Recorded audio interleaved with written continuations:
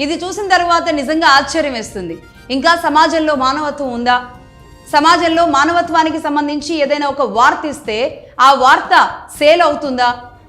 నిజంగానే. ఎందుకంటే ఒక 15-20 ఏళ్ల క్రితం మీడియాలో ఉన్న మాకు ఒక క్రైమ్ వార్తలు అంటే హై రేటింగ్ ప్రోగ్రామ్స్, క్రైమ్ వార్తలు అంటే ఎవరిని చంపుకున్నారు, ఎలా చంపుకున్నారు, ఏం జరిగి చంపారు, లేదంటే యాక్సిడెంట్స్ కానివ్వండి, దుర్మార్గమైన చర్యలు కానివ్వండి, దొంగతనాలు కానివ్వండి, ఇలాంటివన్నీ కూడా క్రైమ్ వార్తలుగా ఒక ఎపిసోడ్లుగా ఉంటుండే. ఇప్పుడు కూడా కొన్ని ఛానల్స్ అవి నిర్వహిస్తున్నాయి.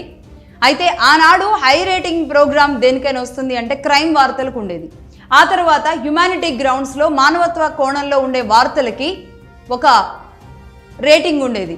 దానికి సంబంధించి అలాంటి వార్త ఒక టెలికాస్ట్ చేయగానే దానికి ఎవరైనా దాతలు రండి అని అడగగానే దానికి సంబంధించిన దాతలు కాంటాక్ట్లోకి రావడం లాంటివి గతంలో చూసేవాళ్ళం. కానీ ఇప్పుడు సమాజంలో నేను నా పరుగు నా ఉద్యోగం అన్న ఈ ఆరాటంలో పడిపోయి మొత్తంగా ఈ మానవత్వాన్ని మర్చిపోయాం.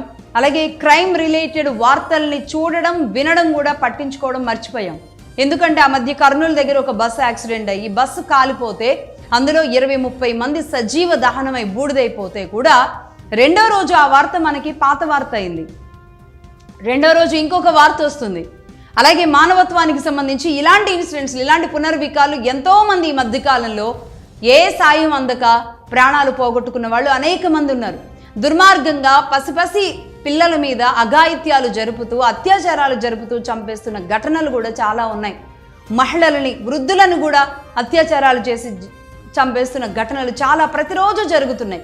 కానీ ఇలా వార్తల్లో కుప్పలు తెప్పలుగా వచ్చే వార్తల్ని చూస్తున్న, ఫోన్స్లో చూస్తున్న ప్రజలు కానీ, లేదంటే మీడియా సంస్థలు కానీ, లేదంటే ఇంకా రాజకీయ నాయకులు కానీ అలా తీసుకొని వదిలేస్తూ ఉన్నారు. అవి కేసులు, అవి స్టేషన్ల దాకా వెళ్ళగలగడం, స్టేషన్లో నిలబడగలగడం, కోర్టుల దాకా వెళ్ళడం, లేదు అంటే మానవతా హృదయంలో ఎవరో ఒకళ్ళు స్పందించడం, అది ఎవరికీ కూడా తెలియకుండానే అలా వెళ్ళిపోతూ ఉంది. ఈ మధ్యకాలంలో తల్లిదండ్రులను చంపిన ఒక బిడ్డ స్వయంగా ప్రేమ పెళ్లికి ఒప్పుకోలేదని 2 తల్లిదండ్రుల్ని ఇంజెక్షన్ ఇచ్చి విషం ఇచ్చేసి చంపేసింది ఒక బిడ్డ. ఇలాంటి ఘటనలు, భర్త తిట్టాడు అని చెప్పేసి భర్తను ఎక్కడికో పంపించేసి ప్రియుడి కోసం చంపేసింది ఒక తల్లి. అలాగే తన అక్రమ సంబంధాలకు అడ్డొస్తున్నారని కన్నబిడ్డల్ని కడతెర్చింది ఒక తల్లి. ఇలాంటి వార్తలన్నీ ఇబ్బడి ముబ్బడికి ఇలాంటి క్రైమ్స్ విని నిజంగా విసిగెత్తిపోయిన జనాలకి ఇంకా మానవత్వం ఉందా? పునర్విక విషయంలో మానవత్వాన్ని చాటుతున్నారా? ఈ విషయంలో ఎంతో కొంతమంది ఆపన్న హస్తాలు అందించడానికి ఇంతమంది చేతులు కలుపుతున్నారా అనేది నిజంగా చాలా పెద్ద వార్తే.